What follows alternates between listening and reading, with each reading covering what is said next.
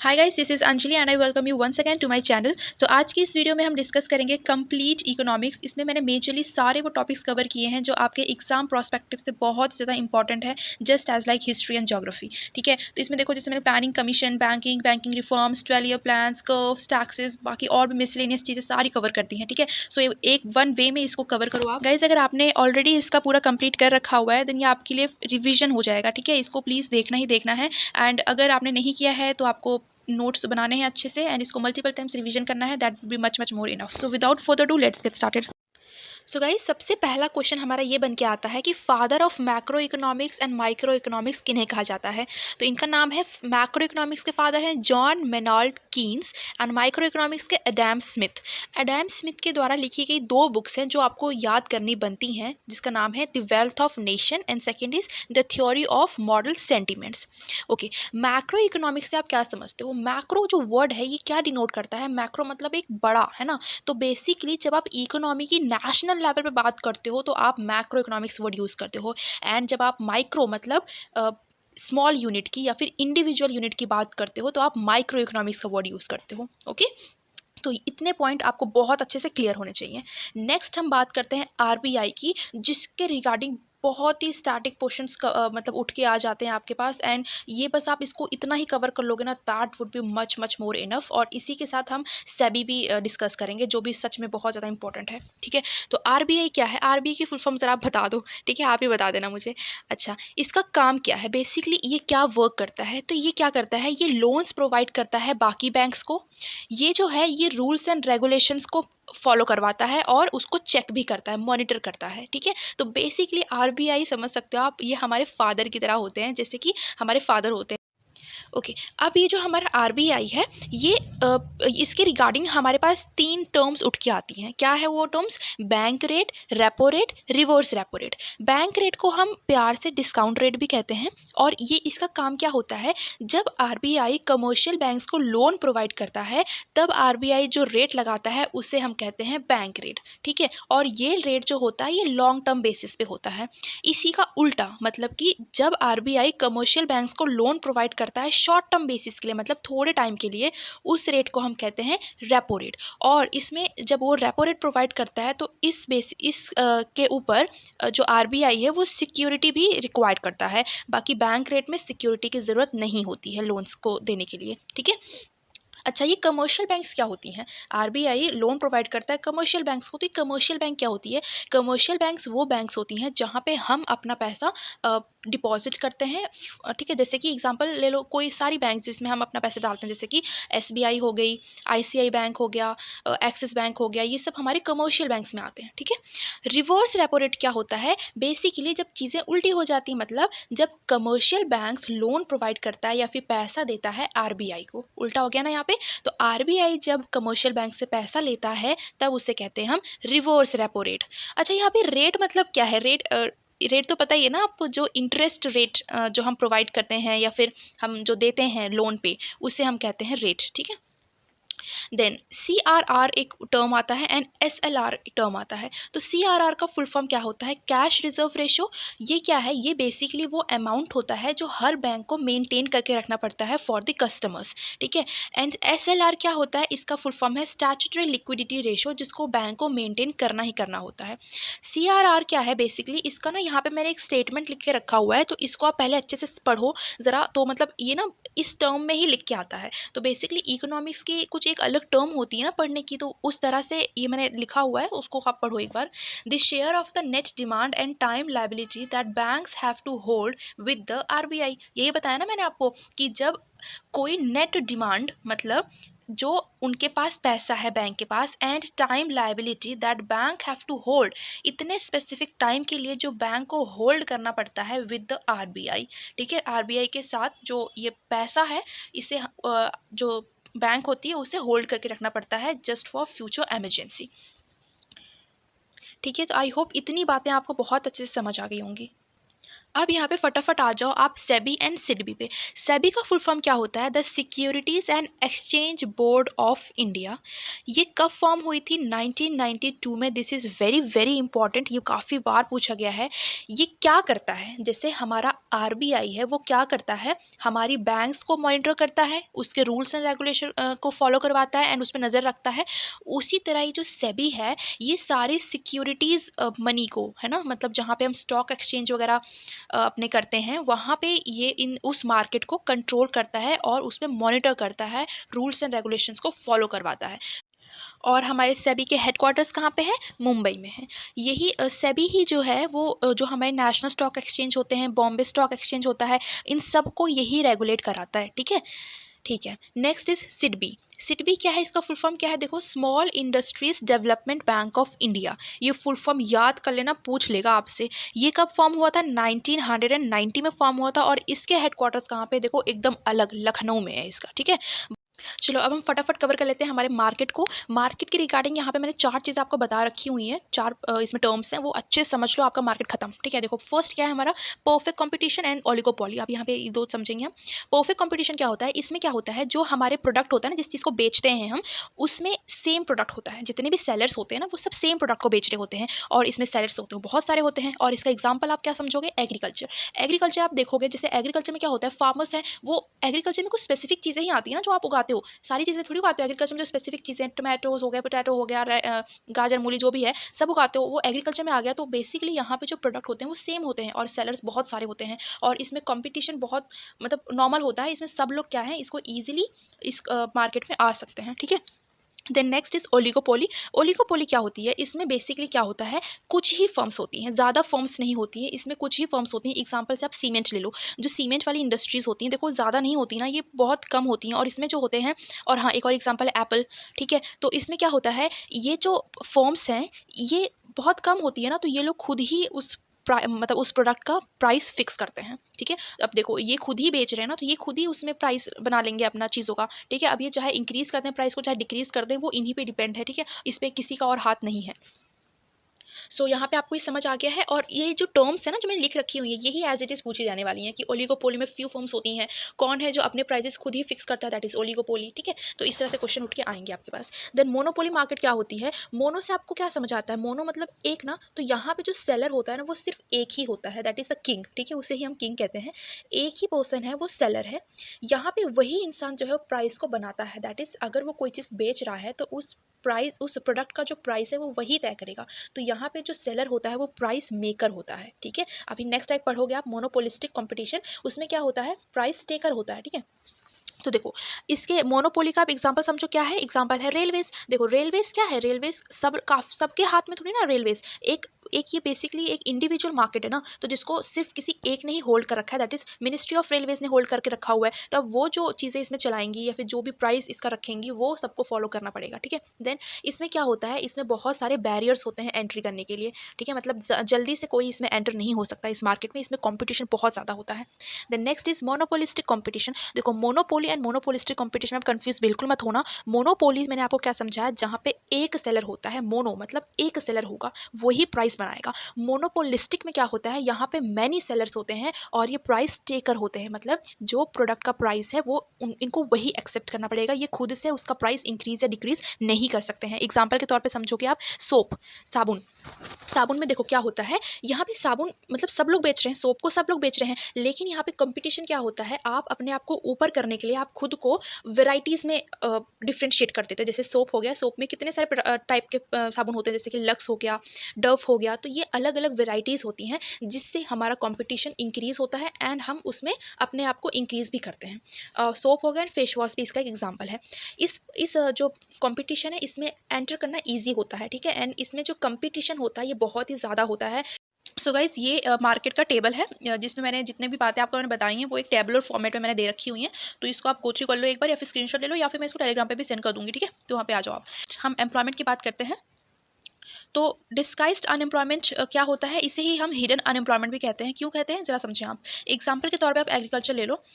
इसका basically definition ये होता है कि जहाँ पे नंबर ऑफ पर्सन्स है ना, नंबर ऑफ पीपल जो हैं वो ज़्यादा होते हैं as compare to required number of people. ठीक है, तो जैसे एग्जांपल से हम अगर एग्रीकल्चर को समझेंगे तो मान लो कोई एक लैंड है जहाँ पे 3 लोग काम कर रहे हैं। ठीक है, उन 3 लोगों में से सिर्फ हमें 2 ही लोगों की वहाँ पे ज़रूरत है, तीसरे की ज़रूरत ही नहीं है। मतलब अगर हम उसको हटा देंगे ना तभी भी उस लैंड में उतना ही उगने वाला है जितना ये 3 लोग मिलके उगाने वाले हैं।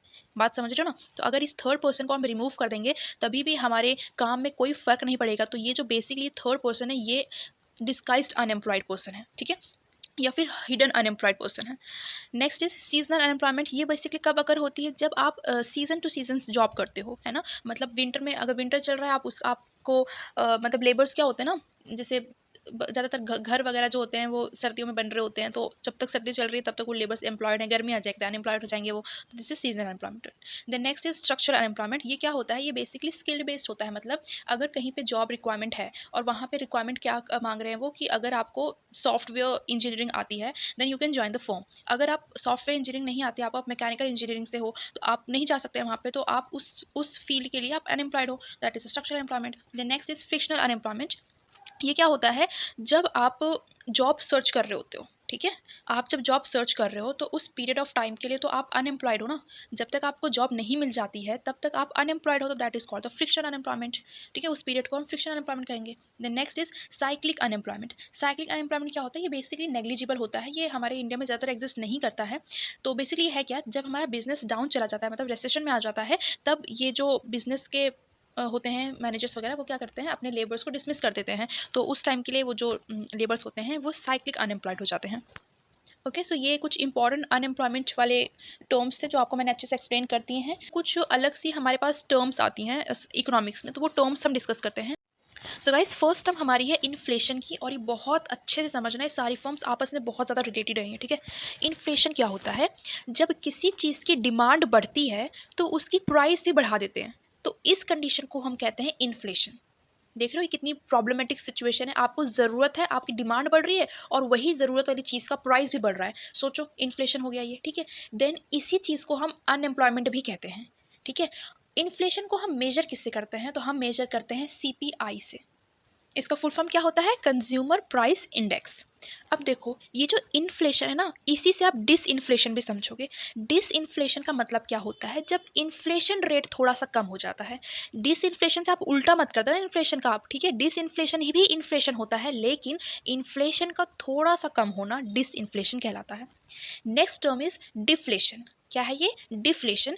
इसका मतलब क्या है, जब सप्लाई इंक्रीज होती है और प्राइस डिक्रीज हो जाता है। मतलब जो बनाने वाले हैं ना, मैन्युफैक्चरर्स, वो चीज़ों को ज़्यादा बना देते हैं, जिसकी वजह से चीज़ें ज़्यादा आ गई हैं मार्केट में, और इसीलिए उसका जो प्राइस है वो कम कर दिया जाता है, सो दैट लोग उसको खरीद लें ज़्यादा। ठीक है, इसे हम कहते हैं डिफ्लेशन। स्टैगफ्लेशन क्या होता है, नहीं सॉरी, पहले स्टैग्नेशन समझ लेते हैं। स्टैग्नेशन क्या होता है, जब हमारी इकोनॉमिक ग्रोथ रेट बहुत ही धीरे धीरे होती है, ठीक है, स्लो इकोनॉमिक ग्रोथ रेट होती है, उससे हम कहते हैं स्टैग्नेशन। स्टैगफ्लेशन क्या होता है, जब इन्फ्लेशन भी हो रहा होता है और हमारी इकोनॉमिक ग्रोथ रेट भी स्लो हो रही होती है, इस पर्टिकुलर चीज़ को हम कहते हैं स्टैगफ्लेशन। देखो कितनी बुरी सिचुएशन है ना ये। ठीक है, नेक्स्ट इज रिसेशन। रिसेशन क्या होता है, जब हमारा बिजनेस डाउन चला जाता है, ठीक है, बिजनेस डूबने लगता है, उस पीरियड को हम कहते हैं रिसेशन। हाइपर इन्फ्लेशन क्या होता है, हाइपर इन्फ्लेशन होता है जब इन्फ्लेशन बहुत ज़्यादा तेज़ हो जाता है। ये क्या बात हुई, बात यह है कि जब आरबीआई मान लो ज़्यादा करेंसी नोट छाप दे रहा है, ठीक है, नोट्स छाप दे रहा है, तो उसे हम कहेंगे इन्फ्लेशन। मतलब हमारे पास पैसा ज़्यादा आ जाएगा ना, वो आराम से इतने सारे पैसे छाप देंगे और आपके पास पैसे बहुत ज़्यादा आ जाएंगे, पैसे बहुत ज़्यादा आएंगे तो हमारे पास डिमांड इतनी बढ़ जाएगी, और जब डिमांड बढ़ जाएगी तो ऑब्वियसली जो प्राइस होगा प्रोडक्ट का वो भी इंक्रीज हो जाएगा, and that will leads to the hyper inflation. समझ आ गया आपको। सो गाइज, यहाँ पे अब हम बात कर लेते हैं हमारे डिमांड कर्व के ऊपर, और इसके रिगार्डिंग क्वेश्चन बहुत एज इट इज़ आके जाता है। ठीक है, तो इसको थोड़ा समझ लेते हैं हम। देखो, जब आपका डिमांड चेंज नहीं होता है, ठीक है, आपका डिमांड जो है कभी भी चेंज नहीं होगा अगर प्राइस चेंज हो रहा है तब भी। ठीक है, तो मैंने लिखा क्या है, no change in demand if change in price. मतलब अगर प्राइस में कुछ चेंज हो रहे हैं तभी भी आपका डिमांड में चेंज नहीं होगा।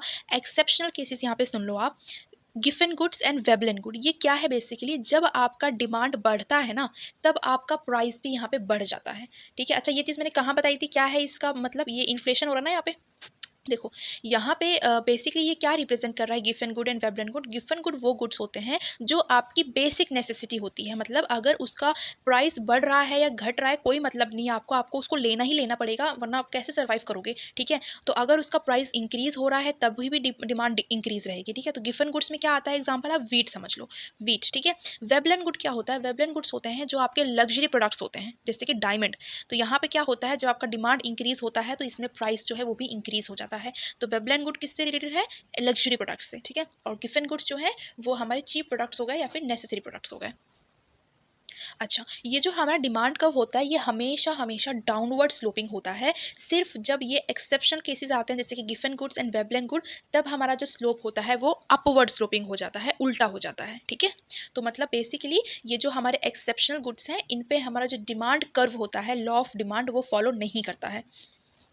Next is law of demand. Law of demand क्या होता है, लॉ ऑफ डिमांड आप ऐसे समझ के चलेंगे कि जब आप एक कंज्यूमर हैं, ठीक है, आप इससे समझ के चलो इसको कि आप एक कंज्यूमर हैं, तो आप क्या करोगे, आपकी डिमांड कभी तभी बढ़ेगी ना किसी चीज़ के ऊपर जब आप उस प्रोडक्ट का प्राइस जो है वो कम हो जाएगा, ठीक है।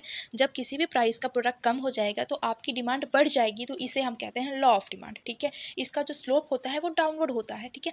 एंड लॉ ऑफ सप्लाई क्या होता है, लॉ ऑफ सप्लाई आप इस तरह समझेंगे कि आप एक सेलर हैं और जो सेलर होता है वो हमेशा अपने प्रॉफिट के बारे में सोचता है। तो जब भी इंसान, मतलब जो भी कंज्यूमर्स हैं, वो अगर डिमांड बढ़ाएंगे अपनी किसी चीज़ को लेके, तो ये लोग क्या करेंगे, जो बिजनेसमैन है वो प्राइस बढ़ा देंगे उस प्रोडक्ट का, ठीक है। तो यहाँ पे क्या होता है, जब डिमांड बढ़ती है तो प्राइस भी बढ़ जाता है एंड इसका जो स्लोप होता है वो अपवर्ड होता है। और यहाँ पे देखो ये बना के रखा हुआ है मैंने कर्व, ठीक है। तो देखो किस तरह से अपवर्ड होता है, ये डिमांड कर्व वाला नहीं है, डिमांड कर्व हमेशा देखो इस तरह से होता है, देख लो यार, ठीक है, मैं कैसे बताऊँ, यहाँ पे देख लो और समझ लो। अब यहाँ पे ये थोड़ा इलास्टिसिटी वाली चीज़ें समझ लो आप, इसके रिगार्डिंग भी क्वेश्चन आते हैं। First is price elasticity of demand is unity. ये क्या है, ये कौन सी भाषा है, पहले ये समझो आप, मतलब क्या बोल रहे हैं ये। देखो जैसे यहाँ पे मैंने ये क्या रखा है, डेल्टा जैसा बना रखा है, इसका मतलब है चेंज, ठीक है, चेंज समझना है इसको। और ये डी मतलब डिमांड इज इक्वल्स टू, ये डेल्टा फिर से मतलब चेंज, और पी मतलब प्राइस, और इक्वल्स टू 1। क्या मतलब इसका समझ आया आपको, कुछ नहीं आया आपको, मुझे पता है। तो देखो समझो इसको, जब हमारा डिमांड में कुछ चेंज होता है, हम अपने समझेंगे, हम कस्टमर्स है ना, हम ही डिमांड करते हैं ना, हम खुद से समझेंगे। जब हम डिमांड में चेंज लाते हैं तो प्राइस में भी चेंज हो जाता है। ये हम कब से पढ़ते आ रहे हैं, स्टार्टिंग से, अभी मैं यही पढ़ा रही हूँ आपको। जब आप डिमांड चेंज करोगे ना तो प्राइस में भी चेंज होगा, लेकिन कितना चेंज होगा, इक्वल्स टू 1 से इंडिकेट करेंगे इसको हम, ठीक है। ये बस इसको इतना समझो कि जब आप डिमांड चेंज करोगे तो प्राइस में भी चेंज होगा, विच इज़ इक्वल्स टू 1। और यही बताता है हमारा price elasticity of demand is unity. Unity मतलब क्या है, जब change is equals to price in change, वो इक्वल हो जाता है 1 के, ठीक है। बहुत ज़्यादा मत समझो इसको, मुझे पता है बहुत अच्छे समझ नहीं आएगा, बस इसको एज इट इज़ इतना समझ लो। देखो यूनिटी से आप 1 याद रखो, change in demand is equals to change in price, बस खत्म। एज इट इज़ ऐसे ही क्वेश्चन उठ के आएगा कि कब इक्वल्स टू 1 होता है, ठीक है। इस तरह आएगा, बस इतना याद रख लो आप इसको, देन रट लो आप। चलो then next is price elasticity of demand is infinity.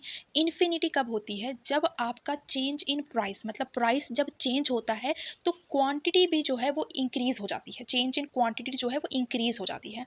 Zero elasticity of demand क्या होता है, जब आपका प्राइस इंक्रीज होता है तो क्वांटिटी बिल्कुल भी इंक्रीज नहीं होती। एग्जाम्पल्स इसको तो आप अच्छे समझ लो, लग्जरी प्रोडक्ट्स, ठीक है, जो बहुत ज़्यादा लग्जूरियस चीज़ें होती हैं, मान लो कार ले लो आप, ठीक है, मेरे तो लग्जूरियस चीज़ कार ही है भाई, ठीक है।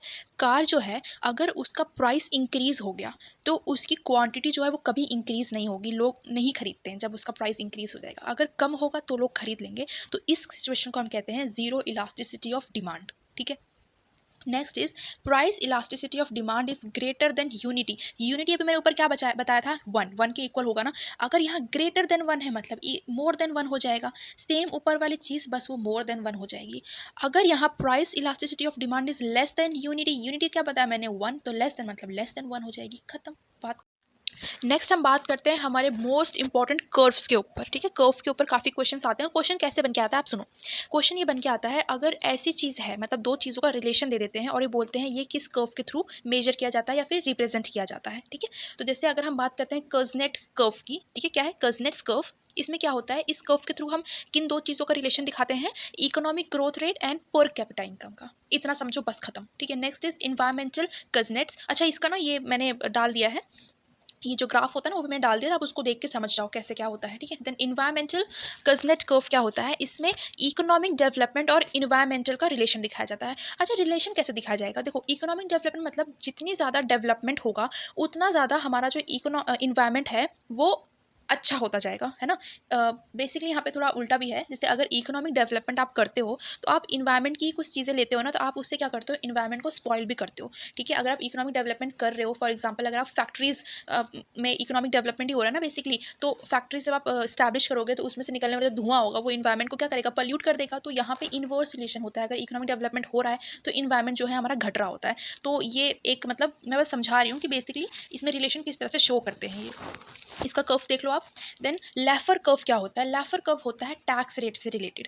जैसे कि अगर हमको टैक्स रेट पे करने को दिया जा रहा है, मान लो 100 रुपये हम कमा रहे हैं, उसमें से वो बोल रहे हैं आप 5 रुपये का 5% जो है टैक्स भरो, तो हम क्या करेंगे, हम 5% टैक्स भर देंगे, दैट इज़ 5 रुपीज़ और 95 अपने पास रख लेंगे। फिर अगर मान लो उन्होंने टैक्स रेट को इंक्रीज़ कर दिया है, ठीक है, ज़्यादा इंक्रीज़ कर दिया है, तो हम मान लो उन्होंने 20% इंक्रीज़ कर दिया, तो भी हम थोड़ा बहुत तो दे देंगे, मतलब हम खुशी खुशी थोड़ा दे देंगे। लेकिन अगर उसको 40% कर दिया है उन्होंने, तो हम क्या करेंगे, हम मतलब बिल्कुल भी इससे डिससैटिस्फाइड हो जाएंगे कि यार इतना कैसे मांग लिया इन्होंने, है ना। तो उसमें क्या होता है ना, हमारा जो पेइंग कैपेबिलिटी होता है या कैपेसिटी होती है, हमारी पेइंग कैपेसिटी जो होती है वो डिक्रीज हो जाएगी या फिर नेग्लिजिबल हो जाएगी, हम बिल्कुल भी टैक्स रेट नहीं भरने को चाहेंगे, है ना। तो इस ये रिलेशन बताता है, मतलब हमारी सेटिस्फैक्शन एंड टैक्स रेट के रिलेशन जो बताता है वो लेफर कर्व बताता है। देन फिलिप्स कर्व क्या होता है, फिलिप्स कर्व शो करता है अनएम्प्लॉयमेंट एंड इन्फ्लेशन को, ठीक है, अनएम्प्लॉयमेंट एंड इन्फ्लेशन के रिलेशन को शो करता है फिलिप्स कर्व। देन राहन कर्व क्या होता है, ये शो करता है इकोनॉमिक परफॉर्मेंस एंड गवर्नमेंट की स्पेंडिंग को।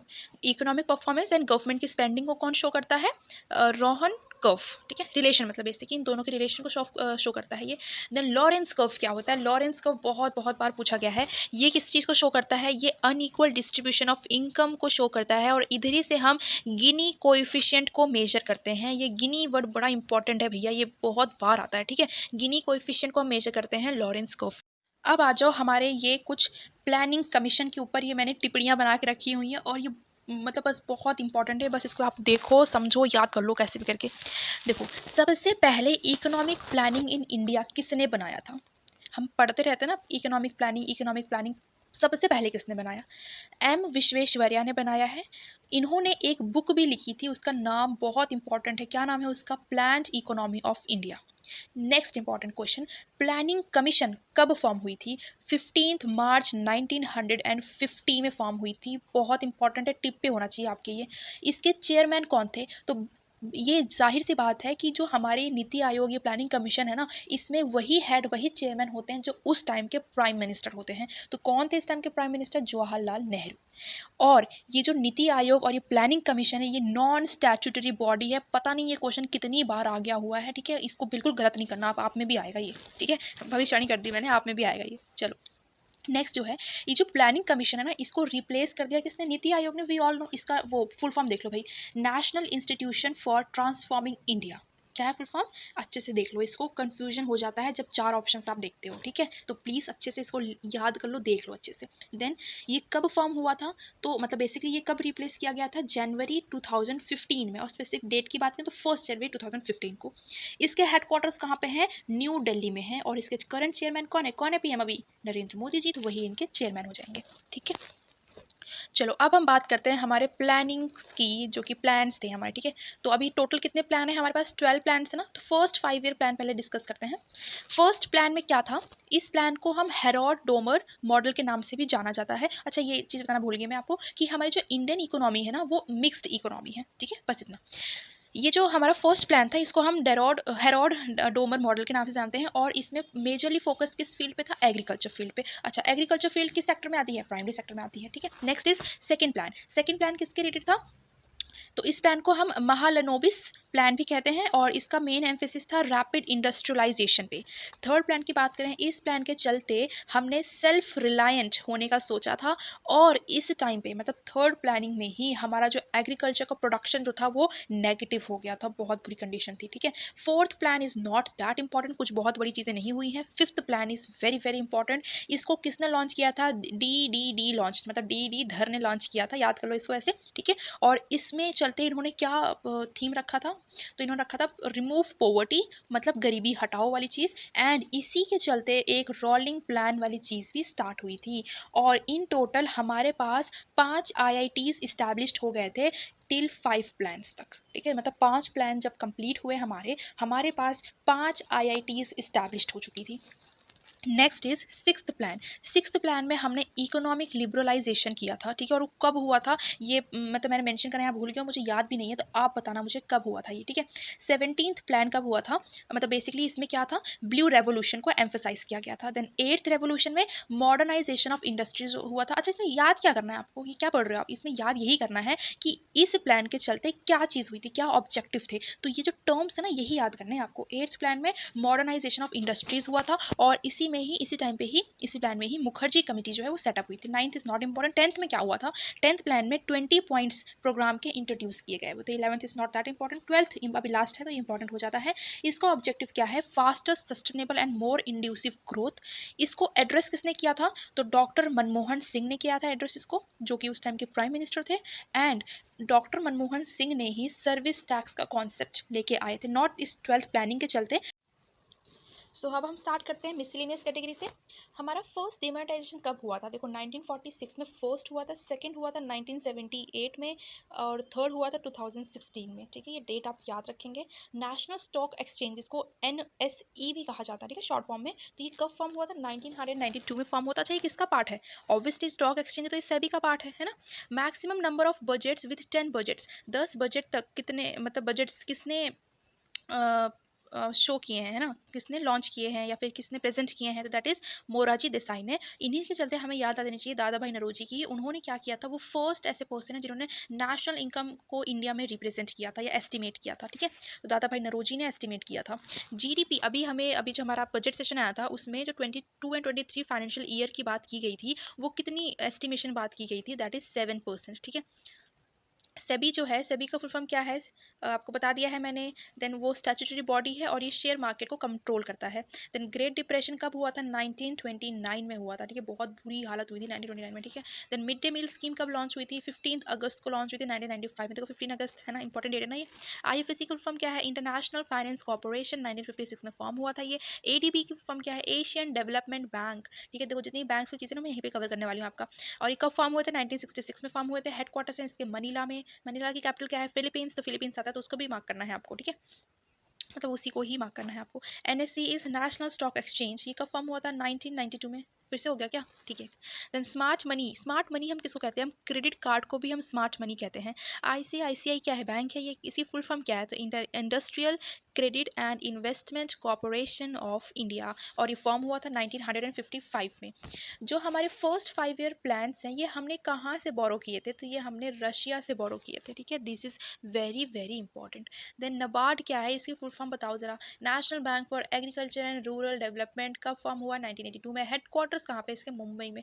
यार पता है ये जितनी चीज़ें हैं ना बैंक्स वाली या फिर जितनी भी ये थोड़ा रूरल टाइप वाली चीज़ें हो जाती हैं, इनके हेडक्वार्टर्स जो ना मुंबई में है ज़्यादातर, ओके। अगर नहीं याद आता है पेपर में आपको तो आप थोड़ा रिस्क ले सकते हो इसको सोच के। देन NDB क्या है, नेशनल डेवलपमेंट बैंक है, इसके हेडक्वार्टर शंघाई में है। और RBI क्या है, देखो RBI नेशनलाइज हुई थी 1949 में एंड इस्टेब्लिश्ड हुई थी 1935 में। फिजिकल पॉलिसी क्या होती है, ये मुझे आपको पहले ही कवर करना था बट नहीं हुआ, ठीक है। फिजिकल पॉलिसी क्या है, ये बेसिकली जो हमारा गवर्नमेंट का रेवेन्यू कलेक्शन होता है। अच्छा, गवर्नमेंट का रेवेन्यू कहाँ से जनरेट होता है, जब हम टैक्स भरते हैं, ठीक है। गवर्नमेंट का रेवेन्यू कलेक्शन जो होता है एंड उनके जो एक्सपेंडिचर होता है, ठीक है, and expenditure to influence country's economy, इसे हम कहते हैं फिजिकल पॉलिसी। ये बेसिकली फाइनेंस मिनिस्ट्री के अंडर आती है। और इसको अगर हम मतलब कैलकुलेशन बेस्ड इसको निकालना चाहे तो हम कैसे निकालते हैं, ज़रा ये देखो आप। टोटल एक्सपेंडिचर जो होता है ना गवर्नमेंट का, मतलब गवर्नमेंट जितना खर्च करती है उसमें से माइनस कर दो जितना गवर्नमेंट रिसीव करती है, रेवेन्यू होता है। अच्छा, ये जो रिसीव करती है उसमें से आप बोरोइंग्स को माइनस कर देना प्लीज़, ठीक है। तब जाके आपका निकल के आता है फिजिकल पॉलिसी। देन एसबीआई क्या है? एसबीआई क्या है भाई? एसबीआई ये क्या है? ये एक largest nationalised bank of India है। ये आता है ऐसे कि largest nationalised bank of India क्या है? हम आरबीआई में कंफ्यूज हो जाते हैं, तो this is nothing but SBI. Biggest public sector of India क्या है? सेक्टर बैंक ऑफ इंडिया क्या है? एसबीआई है। इसके चेयरमैन कौन है? दिनेश कुमार खरा जी हैं। एंड हेडक्वार्टर इसके देखो फिर से मुंबई में ही है। एंड फाउंड कब हुआ था ये? 1 जुलाई 1955 याद रखना है आपको। देन हमारे जो गवर्नर थे, फर्स्ट गवर्नर ऑफ आरबीआई, वो कौन थे? सीडी देशमुख थे। और अभी करंट में कौन है? शक्तिकांता दास जी हैं। फर्स्ट इकोनॉमिक सर्वे को कब प्रेजेंट किया गया था? 1950 में। और किसके अंडर आती है? मिनिस्ट्री ऑफ फाइनेंस के अंदर आती है। ठीक है, ये थोड़ा सा एक अलग चीज़ है, देखो फाइनेंस के कोई रिलेशन नहीं है ना, बट ये है इसमें। Then signature on 1 rupee note किसके सिग्नेचर होते हैं? वो the secretary finance commission finance के होते हैं। ठीक है। देन सनराइजिंग इंडस्ट्री किसे कहा जाता है? इंफॉर्मेशन टेक्नोलॉजी को कहा जाता है। The world wide great depression कब हुआ था? 1929 में हुआ था। फिर से रिपीट हो गया ये। Then how many banks were nationalise in India after 1969? इस टाइम हमेशा हमारा वो लिबरलाइजेशन टेक प्लेस हुआ था ना, तो उसके बाद कितनी बैंक्स नेशनलाइज हुई थी? तो वो 14, ऑल टोटल कितनी हुई थी? 14 हुई थी। And this is very very very important. आज हम जल्दी जल्दी टैक्सेस को कवर कर लेते हैं। क्वेश्चन कैसे आता है टैक्सेस के रिगार्डिंग? इनमें से कौन सा डायरेक्ट टैक्स है, इनमें से कौन सा इनडायरेक्ट टैक्स है। ठीक है, तो बस इतना आता है, इतना आप पढ़ लो, बस खत्म। डायरेक्ट टैक्स में क्या होते हैं? कौन कौन से टैक्स होते हैं डायरेक्ट टैक्स के? तो income tax, property tax, corporate tax. ये कौन से टैक्स होते हैं? डायरेक्ट टैक्स होते हैं। यहाँ पे कॉर्पोरेट टैक्स एक ऐसा टैक्स होता है जहाँ से गवर्नमेंट को सबसे ज़्यादा टैक्स मिलता है। और भैया ये क्वेश्चन बहुत बार आया हुआ है कि गवर्नमेंट को सबसे ज़्यादा टैक्स किस टैक्स से मिलते हैं? तो वो है कॉर्पोरेट टैक्स। ठीक है। इनडायरेक्ट टैक्सेस में क्या क्या आता है? जीएसटी आता है। अच्छा, जीएसटी की फुल फॉर्म ज़रा बताना आप मुझे। ठीक है, और देखना कितने लोग मिस्टेक करेंगे, ज़रा बता देना प्लीज़ मुझे। ठीक है। एंड वैट इनडायरेक्ट टैक्स होता है। Custom duties and excise duties. Custom duties क्या होता है? ये पूछ लेता है कभी कभी, जब हम एक्सपोर्ट या इंपोर्ट करते हैं किसी चीज़ को और उसमें लगने वाला टैक्स जो होता है, that is custom duties and excise duties. ठीक है। सो गाइस, ये कुछ क्वेश्चन है जो मैंने अभी जितना भी आपको पढ़ाया है, समझाया है, उसी के रिगार्डिंग ये क्वेश्चन है। अगर आपने वीडियो को अच्छे से देखा, सुना, समझा है, तो आप इन सभी क्वेश्चन को आराम से कर पाएंगे। इसके जो आंसर है मैं पिन डाउन कर दूंगी। ठीक है, या फिर आप में से किसी ने इसका आंसर सबसे सही दिया होगा तो मैं उसी का ही जो कमेंट है वो पिन कर दूंगी। ठीक है, और फिर ये जितनी भी इसकी पीडीएफ हैं, ये सब मैं कहाँ भेजूंगी? अब से बता रही हूँ, मैं टेलीग्राम पे सेंड कर दूंगी। ठीक है। And guys I really hope कि आपको वीडियो बहुत अच्छे से समझ आई होगी। जितने भी मैंने चीज़ें यहाँ पे एक्सप्लेन की हैं वो सब बहुत ज़्यादा इंपॉर्टेंट हैं। आप उसको बहुत अच्छे से नोट्स बनाओ, उसको मल्टीपल टाइम्स रिवाइज करो। कुछ डाउट है तो प्लीज़ पूछो। ठीक है, टेलीग्राम ज्वाइन कर लो, वहाँ पे हम थोड़ी बहुत बातें भी करते रहते हैं। ठीक है, तो बस आप और कुछ नहीं, सिर्फ स्मार्टली स्टडी करो यार, बस। ठीक है, और कंसिस्टेंट रहो। So thank you so much, take care, bye bye.